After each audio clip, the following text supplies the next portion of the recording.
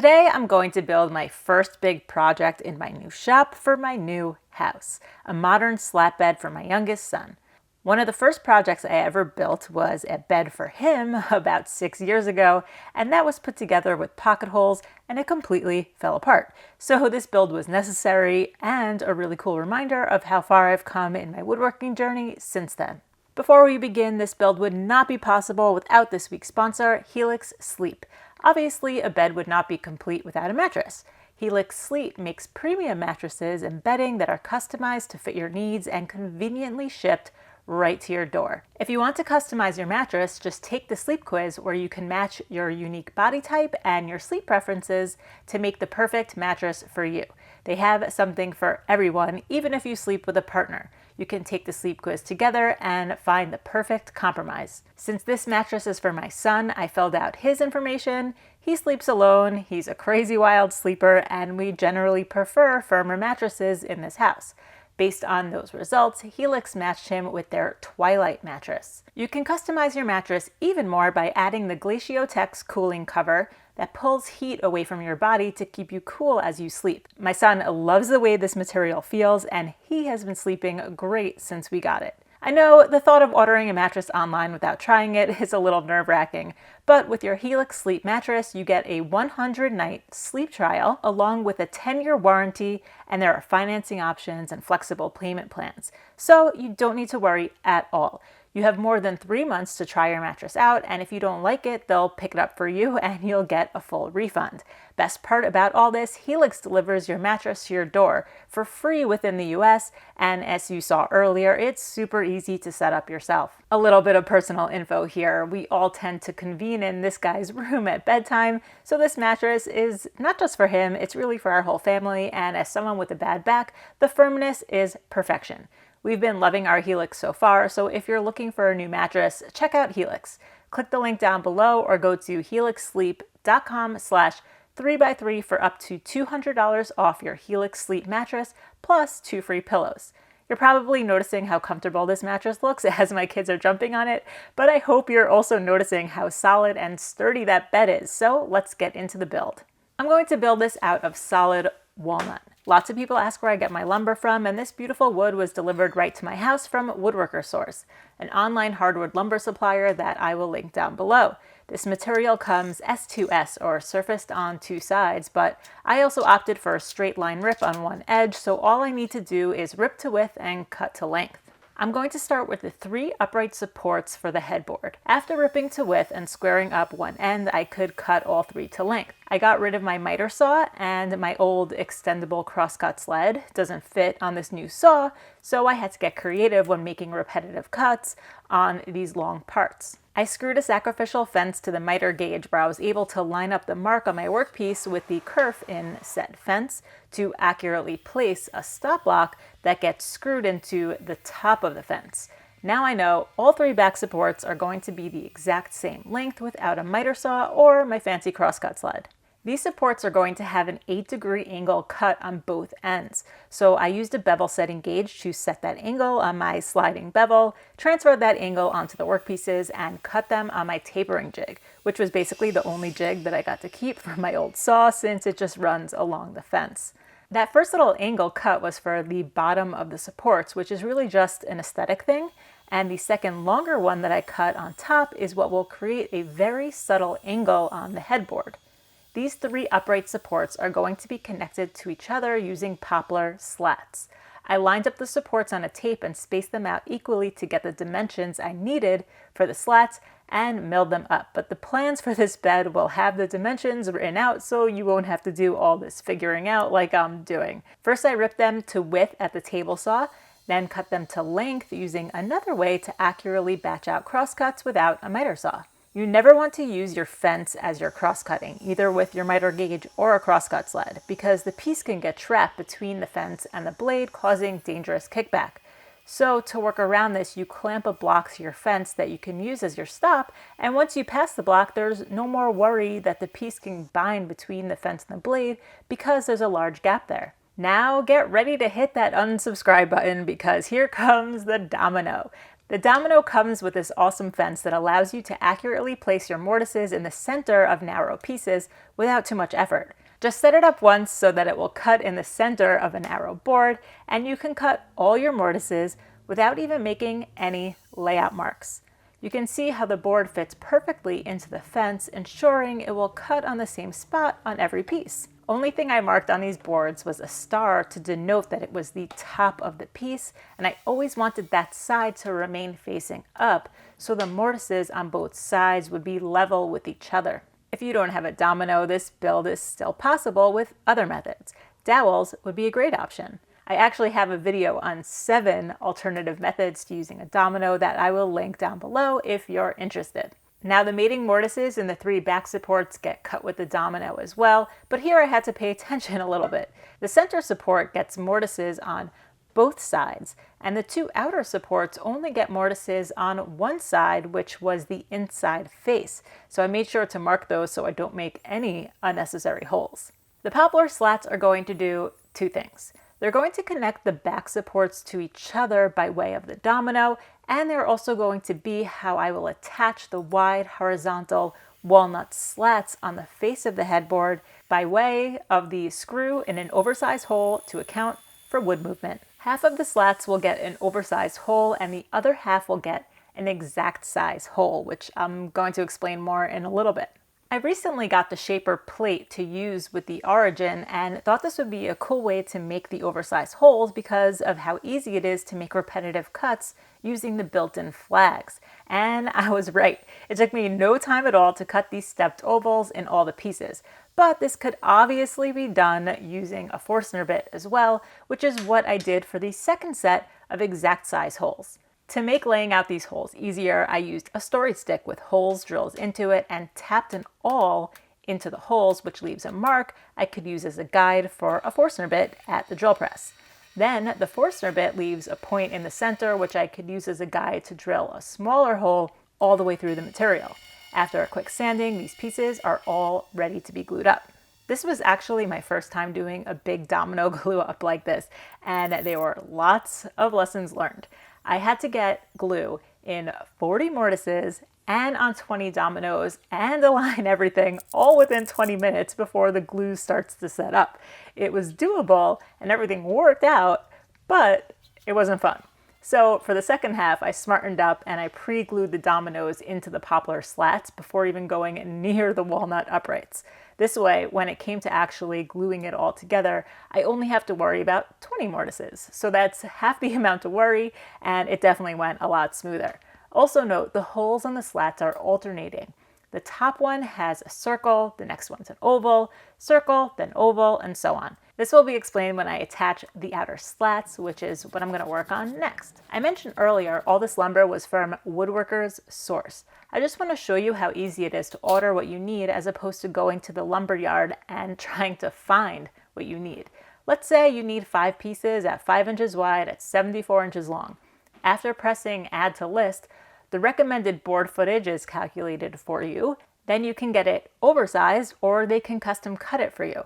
Add it to your cart, then boom, exactly what you need arrives at your door. I just had to rip all these boards to the same width and cut them to length. Again, no miter saw, so I used another method, the Tracksaw. Now one of the hardest parts of any project for me, laying out the boards for optimal grain pattern. Once I liked what I saw, I used a 1/2 inch spacer between all the boards, made sure they were all flush with each other on the end, and marked that same 8-degree bevel I used earlier on the edge of the top 3 boards and cut the angles with a Tracksaw. I then rounded off all the corners using the magical Shaper Origin with their universal template plate and the old school, non-magical, double-sided tape, handmade template, and pattern bit way. Then I added a small round over to all the edges and sanded everything to 220 before finishing with 2 coats of OSMO Polyx oil in satin. It would be really difficult to put finish on all these parts after assembly, so it's just easier to do it before it's all attached. But I want to add glue when I'm assembling it all, so I made sure to tape off a strip on the back of the boards and the support slats where I was planning on using glue. The following day, I put on a second coat of OSMO and assembled it once it was all dry. I put on some glue just in the strip where the tape was and placed the board on the back support, making sure there was an even overhang on both sides and the whole bottom was even with the 3 leg supports. Getting the placement right on this board is crucial because all the other boards will be referencing this one. I clamped it in place, lifted the whole assembly up so I had access to the back, and locked the board down through the holes I drilled in the poplar slats while my helpers held it upright. Now it was a matter of rinse and repeat. I used a spacer block under each board to make sure each one had the same 1/2-inch spacing and screwed everything down. Notice that I was only putting glue on the top half of each board. Also notice the top half is where the exact size holes I drilled are located. So the top half of each board is stuck in position. The bottom half is where all the oval holes are, and this will allow the board to expand and contract with the seasons. The screws hold the walnut board tightly to the poplar slat, but the screw has room to travel in the oval if it needs to, so the walnut boards won't crack. I recently made a whole video on how to account for wood movement, so there are definitely other options for doing something like this. I just thought this would lead to a super solid construction. Speaking of solid construction, let's move on to the Bedrail Hardware. This hardware may seem intimidating because you have to route mortises for it, but if you make the right jigs, it's pretty simple. First, you route the main mortise to fit the main shape of the hardware on all your parts. 2 in the headboard, 2 in each rail, and 2 for the footrests, which I know I didn't even start building yet, but I'll get to it. Now there are 2 parts to this hardware, one with slots and one with hooks. The ones with slots will go into the headboard and footboard. The ones with hooks will go into the rails, but the mortises for the hooks need to be cut into the headboard and footboard, and you have to account for the travel of the hook while also being aware of the screw placement. These second mortises for the hooks are easy to cut using an edge guide on a router, and my 6-in-1 jig totally came in handy here so I could extend the base of the router where I needed it. The hook pieces that go in the rails have these little bumps on the back of them, and you can use a Forstner bit to make the clearance they need, or a router with an edge guide again. See? Easy enough. But there's one issue with the hook pieces in the rails. When you screw them into place, you're screwing into end grain, which is not really the most ideal situation. So to fix this, I drilled a hole in the bottom of the rail close to the edge, then made a dowel to fit that hole and glued it in place. While the glue was setting up on those dowels, I added the bed slat supports to the side rails using glue and screws. The glue is plenty strong, the screws are really just acting as clamps here, and no one will ever be able to see them anyway. Back to the Bedrail hardware, the glue on the dowel is dry, so I cut it flush, then screwed the hardware in place. You can see here how the screw is now going into the side grain of the dowel, so it will have a stronger hold than just the end grain would have. The hardware pieces on the headboard also get screwed into place with nothing to worry about since it's going into face grain. I was actually thinking about doing a whole video just on this Bedrail hardware, so if you're interested in that, please let me know in the comments. All right, now the footboard. Before screwing the hardware into place, I used the bevel gauge with that same 8-degree angle on it to mark them before cutting on the tapering jig. I waited to do this so I had square references for mortising the hardware, and now the hardware can get screwed into place. These 2 pieces are just the ends of the footboard. There's going to be a large board connecting them, but since I'm just building this whole bed from an idea in my head, I don't really know exactly how long that piece needs to be until everything's in its right place, especially because there's angles involved. So I set everything up, making sure the side rails are square to the headboard and there's an equal spacing all along the bed. Then I ripped the footboard pieces to width and used spacers at the correct height to hold it up against the bed as I mark where it needs to be cut. I cut those angles using the Tracksaw, then I could mark out for dominoes using the bevel gauge with the 8-degree angle on it. This way, the lines are perpendicular to the end of the board and it's easy to line up the domino. I seriously love this thing. Of course, there are other ways to achieve this sort of thing, but this is the fastest way to get the job done. And if you're just a hobbyist, it might not make sense, but for anyone who seriously wants to sell furniture, it's a no-brainer tool. Moving on, I did a dry fit with the dominoes in place so I can add a side piece to the legs of the footboard. I couldn't do this before or else I wouldn't be able to get my router in there. When the glue dried, I could flush everything up with the jack plane, then cut the matching angle on the other side, which was way easier to do while this was still a small piece. Now that all the work is done on them, I can glue them into the main board of the footboard using dominoes and clamped it up. For the center rail, I found this Bedrail Hardware, which was super easy to install. Just screw it on at the correct height, which my camera failed to capture. Then the other half of the hardware gets screwed into another plank of wood and it locks right into place. Just like with the end grain on the Bedrail Hardware kit, I always had an issue with the support feet on the center rail. If you just screw through the support feet, you're screwing into end grain, and the feet can break off if you move the bed at all. This is what happened on the first bed that I built. So I did the same thing where I glued a dowel into place. Now when I drill through the end grain, the screw can hold tightly into the edge grain of the dowel. I totally forgot that I wanted the top of the bed to act as a shelf where my son can lean his books on. So I ripped another piece of walnut where one edge has that 8-degree angle and glued it to the back of the headboard on top of the uprights. I did have to sand away some of the finish on the back of the top board to ensure the glue would stick. The last little feature, the floating nightstands. I took whatever wood was left over and routed grooves down the center so there was only a 1/2 inch of material left over because the spacing between the slats is 1/2 inch. I was really able to dial in that fit with my new awesome Cat's Moses router plate. And for added support on the tables, I glued on some scraps that would run along the headboard slats. Now it was just about the final details. I added roundovers wherever possible and then followed up with a chisel wherever my router couldn't reach.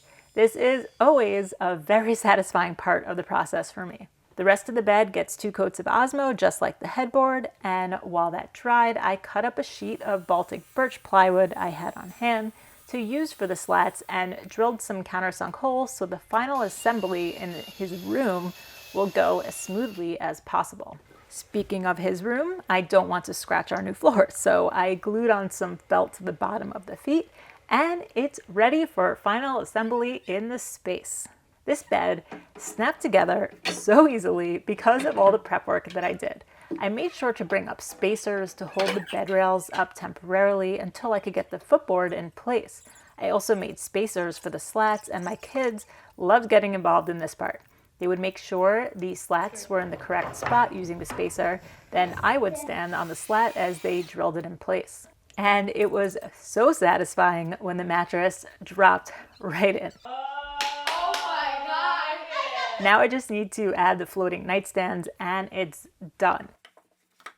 I am so insanely happy with how this turned out. The lumber from Woodworker Source was so beautiful and I just love being able to showcase it in this way. I also think the floating nightstands are a really cool idea. They can be moved between slats if you want, and because they're still part of the table behind the slats, you can hide things behind the headboard you don't really want to be out all the time.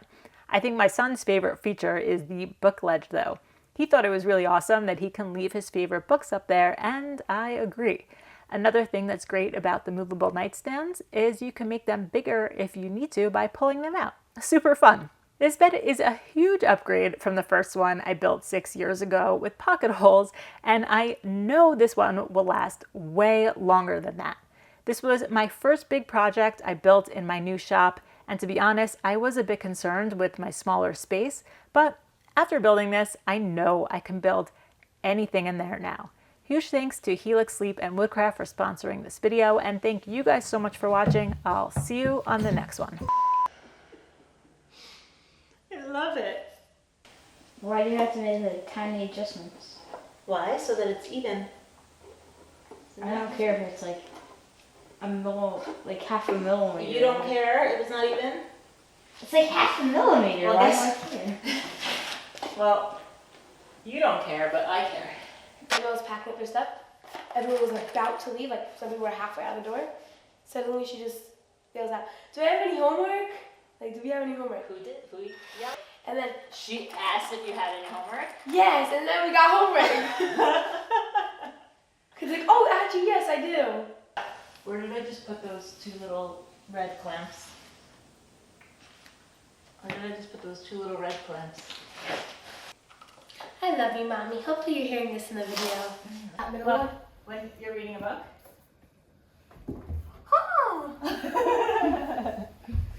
Hey, that's so cool. I didn't see that. Wait, that's so cool. Amazing bed, Mommy. Right?